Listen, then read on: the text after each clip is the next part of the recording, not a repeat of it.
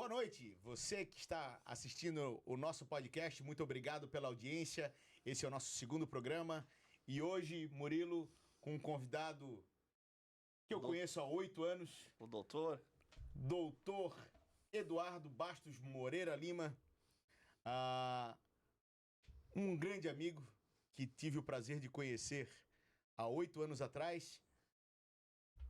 A foto que vai aparecer para vocês aí é um registro dos primeiros dias de uma consultoria feita no escritório onde o doutor Eduardo trabalhava, no Prade Advogados, do saudoso Périx Prade, que deixou saudades da sua oratória, do seu bem, do saber jurídico, né? Era uma sumidade no assunto.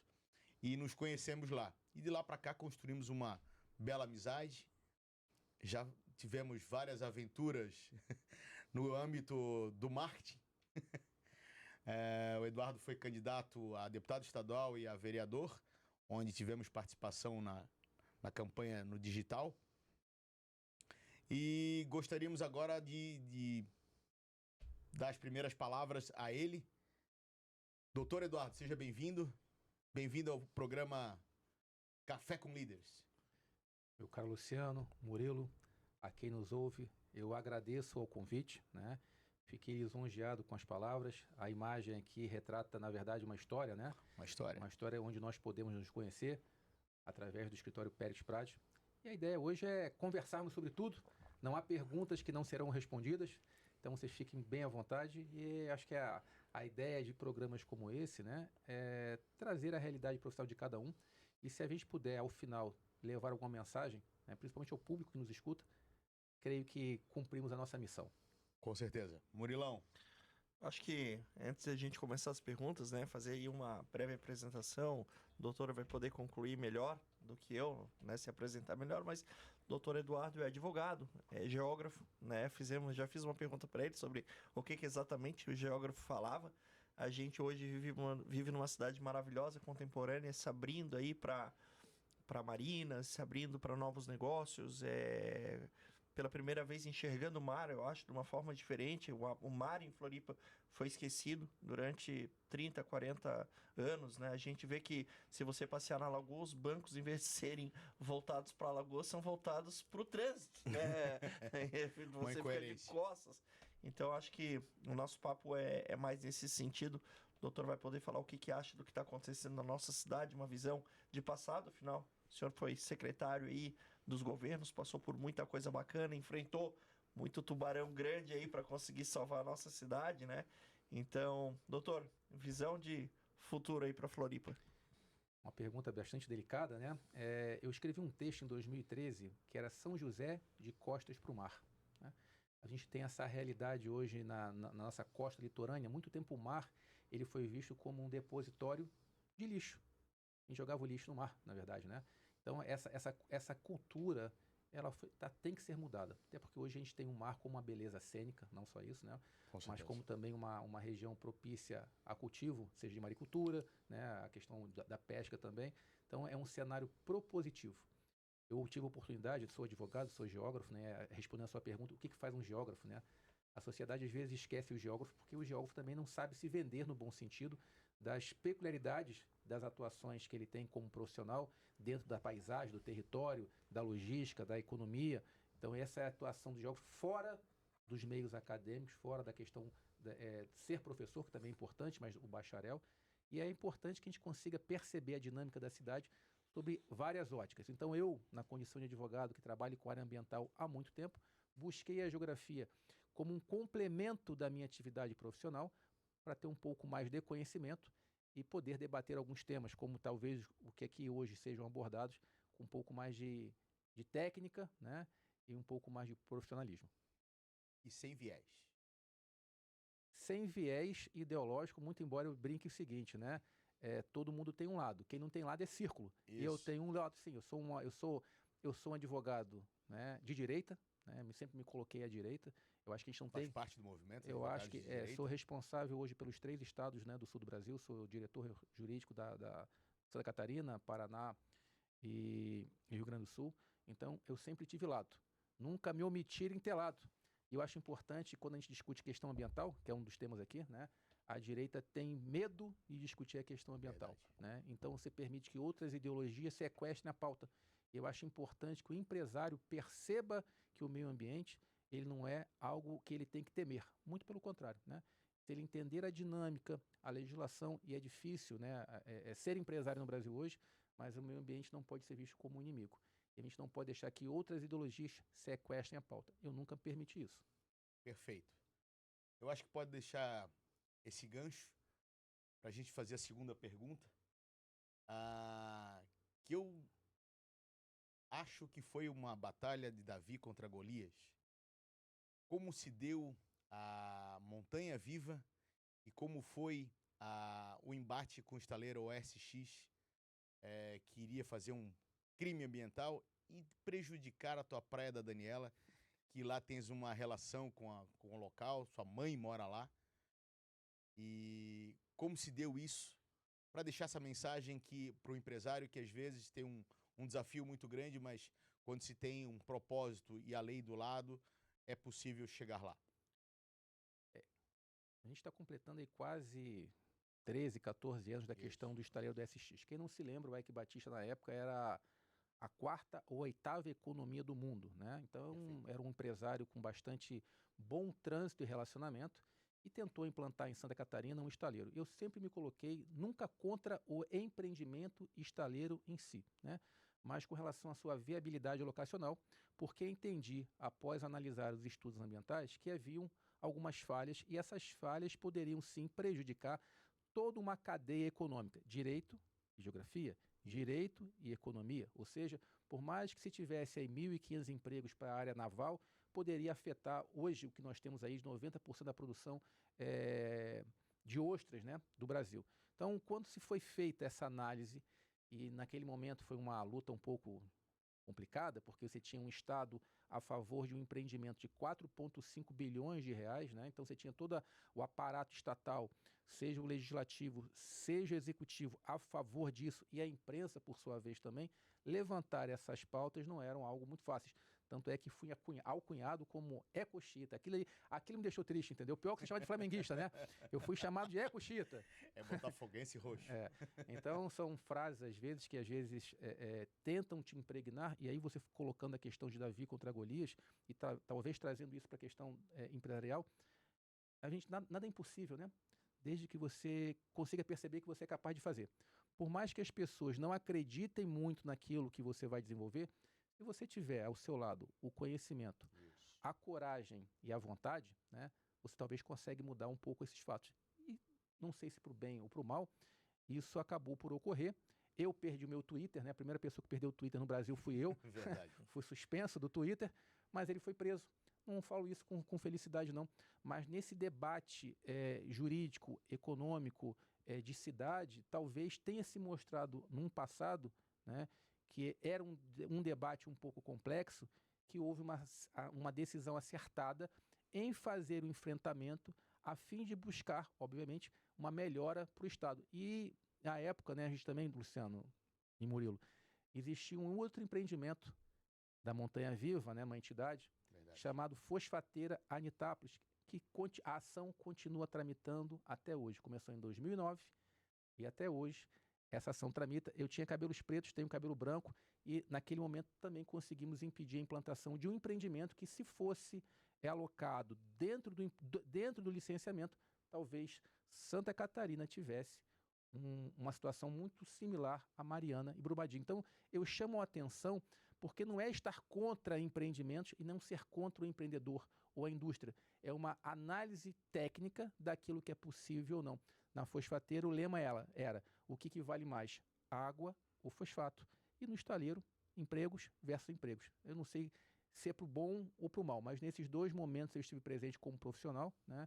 Acho que tomei a atitude certa, não me arrependo, muito embora a gente tenha colhido alguns frutos não tão positivos, porque até você conseguir demonstrar que há uma certeza naquilo que se fala, algumas portas se fecham. E contra uma banca de advogados de garbo e elegância e competência que tivesse que enfrentar.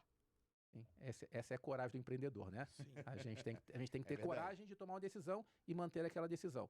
Se vai dar certo ou não, aí o caminho vai te dizer qual foi a decisão acertada. Eu penso que, né, nesses dois momentos aí houve uma decisão necessária. Talvez hoje, olhando para trás, faria novamente, né? E talvez o Estado tenha se livrado de duas grandes bombas. Duas grandes bombas ambientais e uma econômica também. Eduardo, se tu me permite, eu não digo, né? Tu é modesto na tua opinião, né? Eu acredito que 100% de certeza que o Estado se livrou de um problema, né? Sim, sem dúvida. Eu acho que tu fez acontecer realmente, mas guarda essa, né, de não querer falar que, eu sou o cara. Não, um cara extremamente competente, tanto que pro Brumadinho até hoje não tá 100% resolvido, né?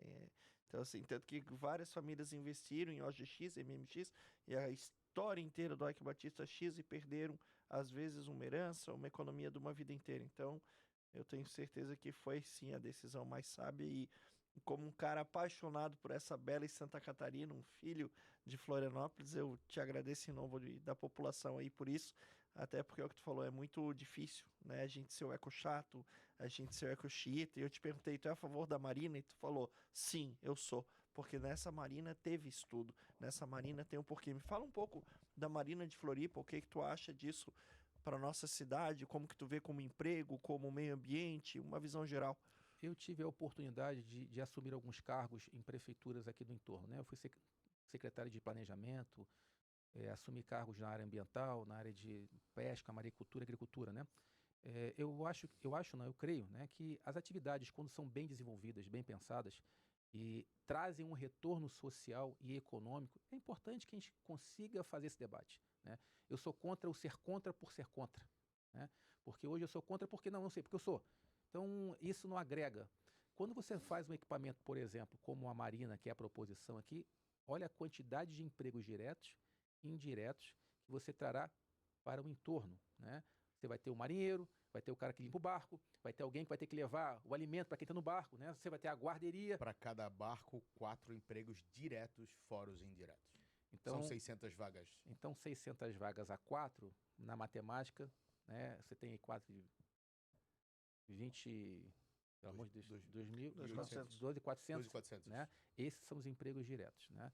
Fora você vai revitalizar toda uma área, não apenas da beira-mar, mas também a parte Floripa Leste, que eles chamam, né? Essa região toda vai ter que ser dinamizada. Hoje, quem circula por Floripa, e eu moro aqui há 25 anos, né? Eu não sou natural daqui, mas a minha família é. Você percebe uma cidade que está se deteriorando. Mendicância, prédios que não estão sendo conservados, né? Aí você tem um problema de patrimônio histórico.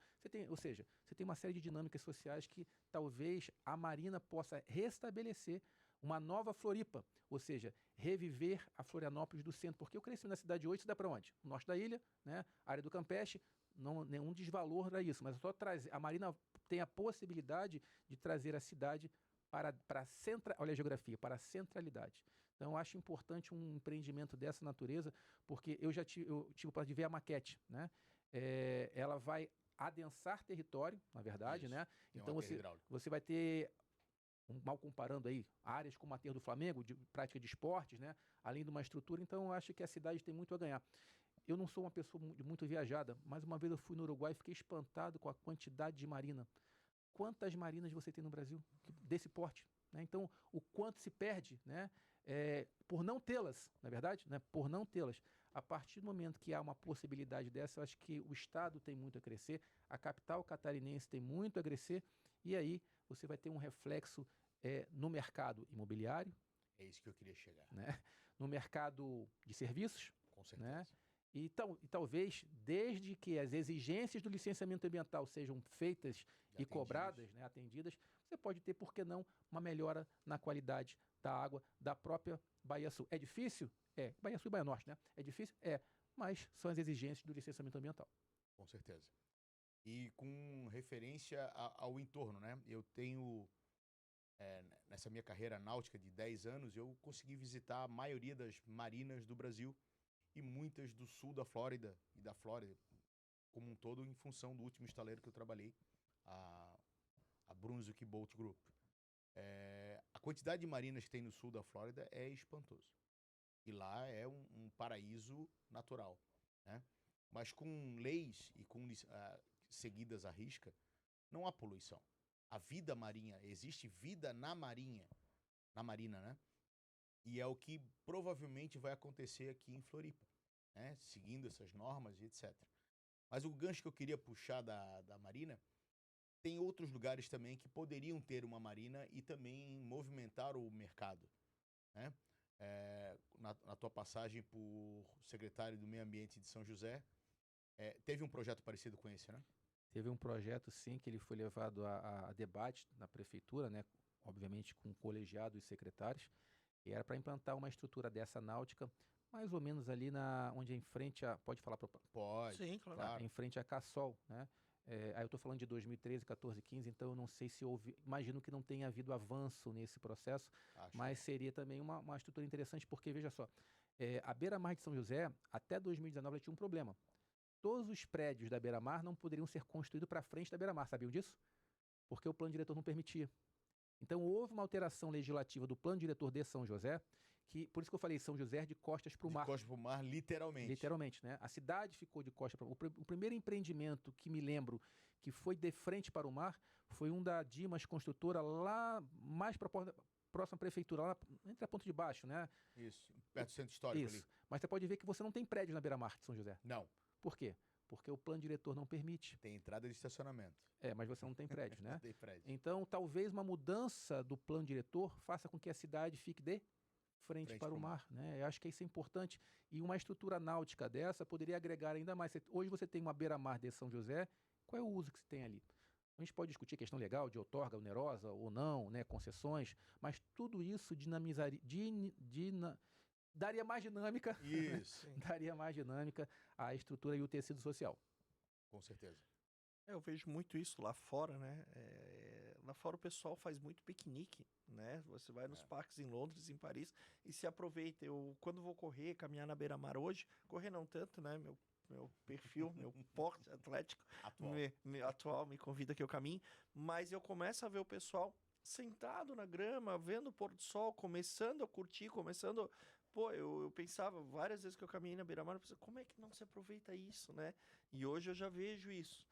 Como mencionou na Marina do Uruguai, por exemplo, é até bacana que ao mesmo tempo que tem os iates, tem os veleiros, tem a operação do mercado público deles. Sim, tem as vagas tem públicas. As vagas públicas. Está previsto na Marina Nova, Marina que é o pescador artesanal, tá do lado, até inclusive fornecendo peixe para o cara de iate, assim, existe uma ligação. Que vão ser criados ali, né? Que vão ser criados, acaba essa briga de surfista versus pesca da tainha, o pescador artesanal contra o dono do estaleiro. Acho que todo mundo tem que trabalhar junto, pensar junto, para enriquecer junto. Falou uma coisa muito interessante, eu sou um aluno da Federal, me formei em administração na Federal, e eu acho que a Federal tem o mesmo problema do que se falou de meio ambiente. A esquerda tomou conta. Os alunos da direita deixaram a Federal, um problema é sujo e o problema é da universidade. Não, o problema é do aluno que está ali dentro. Eu saí de lá, quando eu saí era uma turma muito bacana e a Federal ainda era bem cuidada. Faz um ano atrás eu fui lá mostrar para o meu enteado, aqui onde eu estudei, eu passei vergonha. Eu falei, olha, quando eu estudei não era assim. E tu comentou que é o UDESC também caminha um pouco para esse lado na parte da FAES, isso, né? Então eu acho assim, o estudante da Federal, ele não... A 90% não honra uma faculdade que tinha tudo para ser extremamente bacana. Na verdade, segundo Yves Lacoste, né, que ele é um geógrafo, ele diz que a geografia, antes de tudo, serve para fazer a guerra. Mas entendo a guerra não no sentido só belicoso, né? A gente tem por hábito deixar que o poder não permite vácuo, correto? Então, toda vez que você se silencia em relação a determinado fato, ou espaço, ou território, alguém vai ocupá-lo, de alguma forma, né?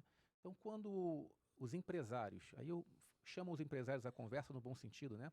Quando a classe empresarial se nega, às vezes, a participar da política, ela está permitindo que terceiros o façam por ela. Certo. E aí ela fica sem voz no debate, depois vai reclamar. Mas ela poderia ter feito diferente, né?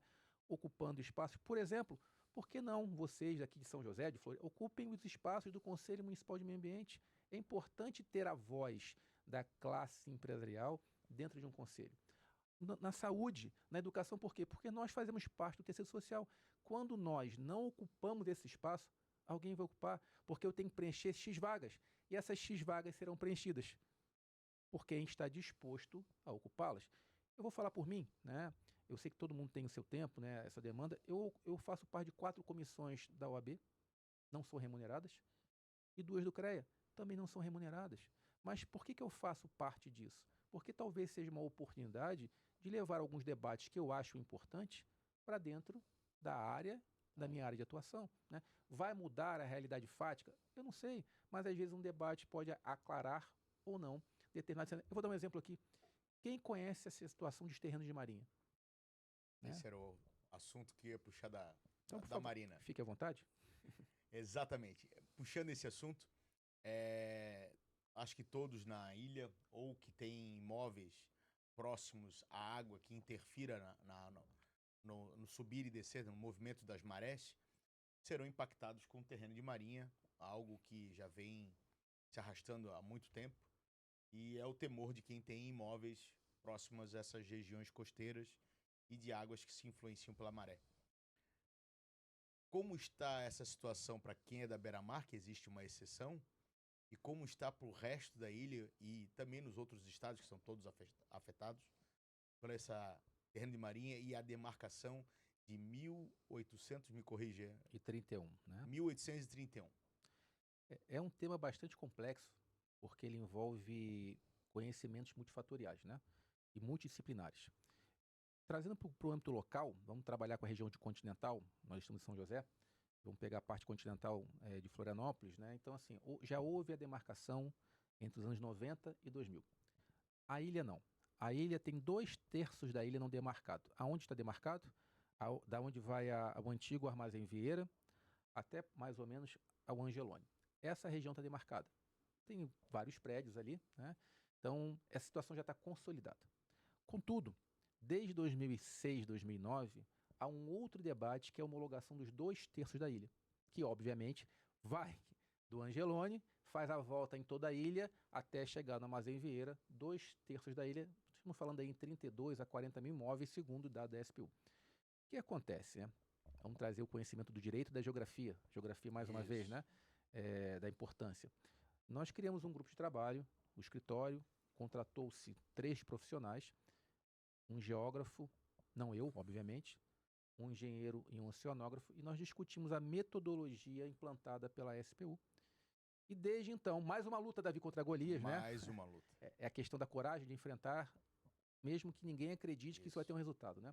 Então nós ficamos 10 anos, mais ou menos, questionando a existência, não a existência, mas as falhas no resultado da metodologia proposta, e agora, em abril de 2026, nós conseguimos um resultado positivo que foi anular a demarcação em determinado trecho, ou seja, desde a Praia do Forte a Canajurê. Eduardo, qual é o impacto disso para a cidade? Trazendo para o campo para o direito, né? Será que aqueles imóveis que estavam em Jurerê, os beach clubs, deveriam ser demolidos? Por quê? Um dos argumentos é que eles estavam em terreno de marinha. Nós comprovamos que eles não estavam. Veja só. Eles podem voltar a estar? É um outro debate, mas em tese não estão. Para a classe empreendedora, vamos trabalhar agora com os construtores. Isso. Quando você pega hoje a consulta de viabilidade do município no Geoportal, no Geofloripa, está lá, linha de terreno de marinha. Mas essa linha está equivocada. Então, quantos empresários hoje, quantos construtores estão tendo dificuldade de aprovar seus projetos, porque são obrigados a ter a anuência da SPU em uma área onde a demarcação já está tecnicamente dita que está errada? É justo o poder público, sabendo dessas informações, continuar a cobrar do proprietário esse tipo de dado? Por que eu trago isso? Porque praticamente a ilha tem 35 ações civis públicas, a maioria em cima de terreno de marinha, que chama a competência do debate para a Justiça Federal, não é? O que está acontecendo na Lagoa, Barra da Lagoa e Costa Lagoa? Entre 1.500 e 2.000 construções para serem demolidas. Um dos temas, terreno de marinha. E se eles não tiverem terreno de marinha, eu vou deslocar a competência para o Estado. Eu estou querendo trazer isso aqui de maneira muito clara, porque é um tema importante para a cidade. Sim, para o empreendedorismo também. Né? E a cidade tem que entender que é necessário discutir. Mas onde é que a gente discute isso? Nos fóruns. Quando há uma audiência pública, se a sociedade não participa, você passa a ter a versão e a visão de apenas só um lado. Então, o empresário ou não, mas como sociedade, ocupe seu espaço.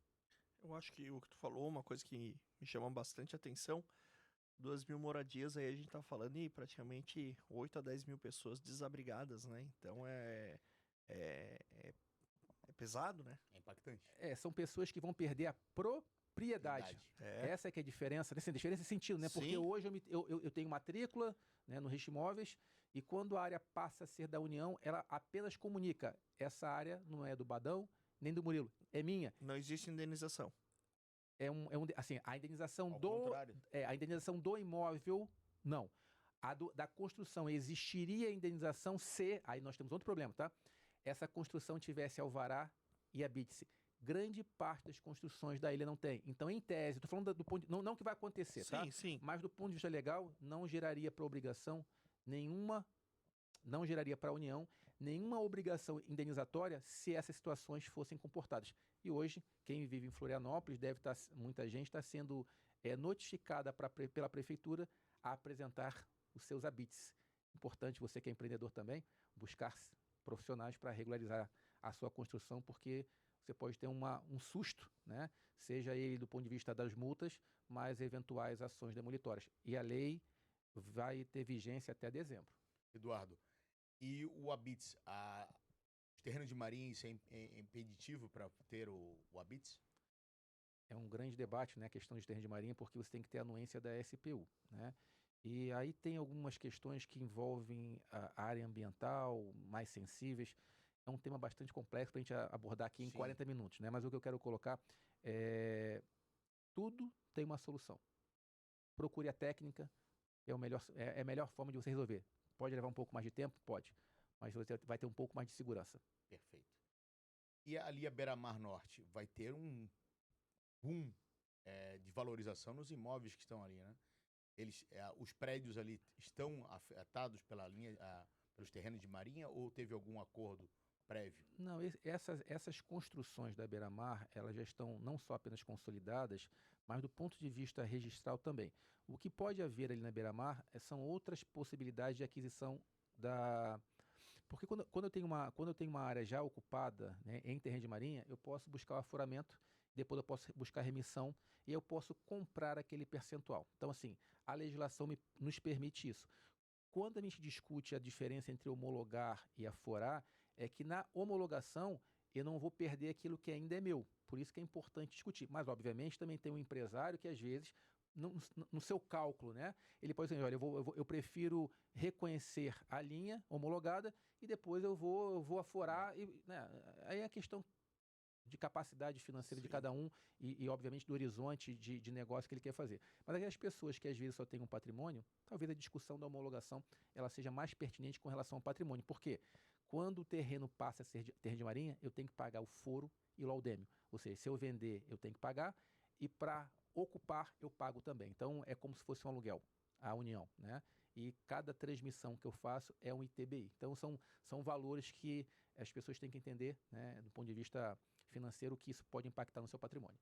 O que eu sinto que é ruim é questão de segurança jurídica, né? A gente comentou sobre tudo que pode acontecer e eu vou dar um exemplo. Durante 10 anos eu fiz festas de Réveillon em Jurerê Internacional e a gente não podia começar a vender. O Nordeste começava a vender em julho, nossos concorrentes começavam a vender em agosto, a gente tinha que vender às vezes no final de outubro, começar. E aí no final de outubro o hotel já ficava mais caro, tudo ficava mais difícil, a passagem era mais cara. Então a gente sofria uma concorrência da própria insegurança jurídica, porque como é que eu vou sair vendendo convite no Réveillon se uma hora vai ter, agora vão demolir, agora não vão demolir de novo, não vão demolir de novo. Então eu me via vendendo convite, faltando 1 mês e meio para a festa. Graças a Deus sempre foram grandes festas, Jurerê era um ótimo lugar, Floripa é o encanto, as pessoas querem vir para cá, mas eu tenho certeza que todos os empreendedores, empresários, todo mundo que tinha casa noturna na cidade, os próprios funcionários desse cara, será que eu vou viajar no Réveillon? Será que eu vou trabalhar no centro? Porque eu não sei se o Réveillon de Jurerê vai existir. Então sempre foi uma briga que a gente sofreu bastante. E aí, se a gente pegar, sabendo que a legislação vale para o Brasil todo, né? Olha o que você acabou de trazer. A insegurança para alguns locais ela é mais forte e para outros não. E o porquê disso, né? Então é necessário que a lei que seja aplicada nos resorts do Nordeste seja a mesma lei que sejam aplicadas nos beach clubes de Florianópolis. E às vezes essas questões não ocorrem. Então você acaba também criando um desbalanceio na própria atividade econômica, né? Lá eles têm a certeza de executar. Aqui você tem a incerteza e às vezes até ser responsabilizado depois civilmente e ser obrigado a indenizar, porque eu vendi um convite onde não vai ter uma festa, imagina, né? Então você acaba queimando o local, né? Eu frequentava alguns beach clubs em Jurerê. Hoje você vê que a ocupação é pequena, né? Muito pequeno. Justamente por isso. Então, assim, acabou matando um bairro. Eu não sei se é bom ou se é ruim. Estou falando assim, né? Alguns podem, que bom que não tem tanto evento. Sim, mas isso é bom para a cidade? Sim, Isso é bom para o comércio? Isso é bom para os beach clubs, né? Cria um horário de funcionamento, ó, esse vai de tanto a tanto. Se não funcionar, aí perde o alvará de funcionamento. Mas se a atividade está sendo bem exercida, por que fechar uma atividade? Então, Jurerê é o que é, ou foi o que foi, grande parte também, inclusive, dos eventos que eram realizados ali. Eu vejo que como que eu penso, muitas vezes eu mesmo fazendo festas, eu me perguntava, será que eu como cidadão comum, com meus filhos pequenos, eu tenho que escutar música eletrônica em vez de escutar o mar? Eu me questionava sobre isso, mas ao mesmo tempo eu pensava, pô, a gente tem 42 provas, quando eu fiz geografia lá, né? Quando eu estudei no segundo ano, eram 42 praias. Hoje dizem que são mais praias ainda. Enfim, uma pode ter música eletrônica, uma pode ter beach club. E quem não gosta, tem outras 41 para frequentar. Mas tem a benesse também da geração de empregos, né? Circulação do capital e visibilidade, né? Gente vinha gente do mundo inteiro. inteiro. É importante também pro município. E um município que tem um estigma de nada poder, né? Eu vim do meio náutico e tive alguns clientes na Barra da Lagoa que foram multados, autuados, por ampliar um pouco o trapiche que já existia na sua residência em função do assoreamento. Coisa natural em todo o Nordeste. Salvador, por exemplo, cada condomínio tem um trapiche para ser usado, né? Enfim, em função da Baía Marina. É uma marina de praticamente ao mesmo tamanho que vai ser aqui em Floripa, 600 vagas na água, e movimenta um mercado fabuloso em Salvador. Como está isso hoje, Eduardo, dos licenciamentos, do nada pode, e essa repressão ferrenha de quem só quer manter um trapiche hoje ou um ponto de apoio náutico? Na verdade, você tem uma legislação que regulamenta o uso desses equipamentos náuticos, tá? Se não muito me engano, até 2014, todas as estruturas náuticas que estavam na lagoa, Barra da Lagoa, elas poderiam ser passíveis de regularização. Acontece, às vezes, que as pessoas também não correm atrás disso e dizem, eu vou deixar que depois se resolve. Mas se você também não busca resolver no prazo que está sendo lhe concedido, né, assume-se o risco em ser demolido. Como a Lagoa da Conceição ela é um ponto, um cartão postal da cidade, muita gente que não tem uma marina fica com ciúme de quem tem. Com certeza. Vamos ser muito francos, né? Sim. Esse ciúme gera o quê? Denúncias ambientais. Sem dúvida. Quem está do outro lado, um fiscal, um agente de fiscalização, ele vai atuar em tese.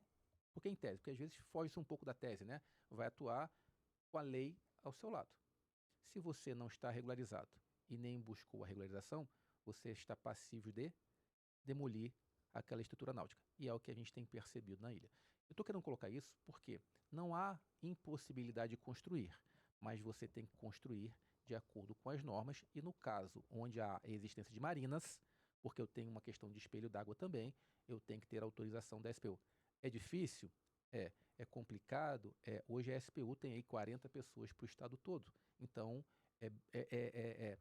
aí, quando eu falo do empresário, né, entender essa dinâmica, entender essa dor e tentar auxiliar na formulação de políticas públicas onde todos possam ganhar. Você falou de Florianópolis, vocês falaram da Flórida, né, e da Europa. Veja só, e a tua pergunta a Floripa, a cidade que nada pode. Nós temos um município vizinho aqui, Itapema, que construiu um enroncamento, quase 200 metros, avançando o mar. Não estou dizendo que eu sou contra, não. E a toque de caixa. Eu só quero trazer a realidade, né? Por que Itapema pode? Se a lei de gerenciamento costeiro é a mesma. É mesmo. O estado é o mesmo. Se o estado é o mesmo. Se os licenciamentos em tese são o mesmo, como é que Itapema conseguiu... Eu não estou dizendo se é bom ou que é ruim, eu estou querendo colocar do ponto de vista estrutural, né? Eles conseguiram construir aquele equipamento, que vai ter um uso, né, para todo mundo que queira frequentar, não é pago, né? Por que que Floripa não pode construir, avançar um pouquinho mais o trapiche da beira-mar? Você vê, olha a comparação. O trapiche da beira-mar não pode avançar, né? Mas você pode construir um equipamento daquele em Itapema. Quem está certo, quem está errado, quem ganha ou quem perde? Eu acho que a cidade tem que pensar, as cidades têm que pensar sobre esse enfoque, né? Porque você vai hoje em Sim. Itapema, isso virou o quê? Um ponto turístico. Ah, é bom ou ruim? Não interessa. Mas virou um ponto turístico da cidade. Eu já fui, a minha sogra mora lá, então eu já fui, toda vez que eu vou, eu aproveito um picolé, um sorvete ali, né? Mas cada um com o seu desejo. Mas o equipamento está estruturado. Tem pessoas do outro lado. Foi feito outro enroncamento, então as pessoas pescam. Você vê as pessoas fazendo guarderia, guardando um pouco de embarcação numa Sim, outra tem parte ali, quebra-mar né? ali. Então, assim, é importante para uma cidade. Talvez hoje Itapema tenha essa não vou falar da qualidade da água não, porque tem problemas, né? Mas assim, mas é uma estrutura que foi implantada e eu espero que outras cidades consigam tecnicamente manter uma estrutura dessa para trazer mais pessoas, né, para conhecer a cidade, né? Com certeza. E também tem o lado ecológico, né? Ambiental. Um enroncamento como aquele tem todo um estudo de fluxo de marés e da água daquele rio que corre ali na lateralidade. O enroncamento ele impede um pouco o assoreamento daquele canal, né? Que é um projeto que Biguaçu tem há muitos anos, na foz do rio Biguaçu, onde tem uma das maiores marinas, se não a maior marina daqui da grande Florianópolis, a Pier 33, que sofre muito com assoreamento na barra do rio Biguaçu, para entrar grandes embarcações, e tem que ficar dragando aquilo ali constantemente, de forma particular, os custos todos para a marina, o que beneficia também a saída, né, do fluxo de água do rio Biguaçu em tempos de chuva, como se aproxima agora o El Niño, e a previsibilidade de chuvas fortes, poderia salvar muita gente de alagamento. Que tu... Eu acho que isso é uma gestão, né? Na verdade, é uma gestão não só de um município, mas você passa hoje, você tem uma legislação que trata de grandes desastres, né? Exatamente. Hoje o Estado de Santa Catarina ele é referência nacional na parte de gestão de crise. Você tem um centro, eles chamam, acho que é Girerd, fica ali na Ilva Silveira. O Estado tem uma defesa civil muito ativa, né, em termos de planejamento, de estrutura, mas isso é uma política pública. Não só do município de Biguaçu, mas o impacto disso. O que eu penso às vezes é assim, você cria tanta dificuldade para dragar, e a dragagem deveria ser algo rotineiro, né? Exato. Ou seja, eu sei que de tanto em tanto eu tenho que dragar. A gente não faz engordamento de praia hoje? Tecnicamente, dizem que a cada 5 anos tem que realimentar aquela área que foi feita a plantação, o engordamento. Por quê? A cada 5 anos você perde um pouco de sedimentos. Então, assim, mas o Brasil é um país que a gente pensa no hoje, né? A gente não consegue avançar um pouco mais à frente. O Murilo está muito quieto, vou deixar ele falar um pouco. Não, tô pensando aqui, o que o Eduardo falou é muito prevenir, é melhor que remediar, né? O que aconteceu no Rio Grande do Sul, claro que foi uma catástrofe, claro que foi muito difícil, mas a verdade é que se tivesse se prevenir, se tivesse limpeza de bueiros, se tivesse dragagem, se durante todos eles o dever de casa fosse feito, a gente teria um problema muito menor, talvez até teria, porque foi muita água, teria o problema, mas não do tamanho, não do terror que aquilo lá foi, né? Poderia ter sido uma coisa menor. Eu vejo que a gente também vai se aproximando do fim. O doutor Eduardo tem agora aí já tem compromisso, até te agradeço, né? Que a gente sabe que tinha que ter saído antes. Um abraço pro Pablo e pro Jeff, que hoje não conseguiram estar aqui com a gente. A gente vai rodando, vai ter final de semana que eu vou estar pilotando, o Badão vai estar viajando, então a gente sempre vai estar nesse rodízio. Mas o Pablo puxou uma coisa que eu achei muito legal no nosso último programa. São 3 perguntas, eu acho que é bacana a gente fazer com o Eduardo. Eduardão, conselho para o empreendedor. Procure a técnica e tenha coragem. Se você tem interesse em fazer, é o seu sonho, né? Tenha coragem. A coragem é a primeira das qualidades que nós humanos temos, né? Porque ela sustenta todas as outras, né? Então tenha coragem de fazer. Alguns vão dizer, não vai dar certo. Tente. Voltando para trás, se eu não tivesse tido a coragem de enfrentar o Ike Batista, a Bung e a Yara, talvez os empreendimentos estivessem aqui. Eu perdi, né? Mas eu tive a coragem de fazê-lo porque entendia que aquilo dali era não vou dizer que é uma missão, mas era algo que eu acreditava. Então, se você acredita, tem um sonho, tenha coragem. É ter o propósito, né? É deixar legado. Eu acho que muita gente tá no mundo para passeio. É legal quando a gente vê isso. Sonho. Um sonho bacana teu aí. Um sonho bacana, eu tenho 50 anos. Quando eu era pequeno, eu escutava que o Brasil é o país do futuro. Eu também. Eu tenho 2 filhos. O sonho talvez fosse o Brasil ser um país do futuro e um pouco mais igual. Eu não sei se eu deixarei esse legado para meus filhos. A minha parte estou tentando fazer. Conhecendo bastante coisa, o lugar que tu moraria pro resto da vida. Se o Rio não tivesse tão Ele já morou em violento vários quanto lugares. tá. Não, Florianópolis é uma cidade belíssima, mas eu acho que os gestores estão fazendo pouco pela cidade, né? E vamos falar um pouco rapidamente, né? O Ilhéu, o Manezinho, aqui com todo respeito, não pode deixar a cultura dele ser perdida. E isso está acontecendo. Você não vê mais boi de mamão, a farinhada, né? Situações que quando eu vim morar aqui existiam. A cultura da ilha é uma cultura muito forte. Não percam. Mas quem é o gestor também não pode deixar isso perder. Por exemplo, vou resumir aqui. Antigamente você tinha o boi que fazia aquele boi de roda para fazer a farinha. Hoje você não pode fazer porque a vigilância não permite. Pelo amor de Deus, né? Então a cultura está sendo perdida. As pessoas que vieram para a cidade, né, e vieram com base nessas informações têm que aprender também a respeitar isso. Então, Cultura.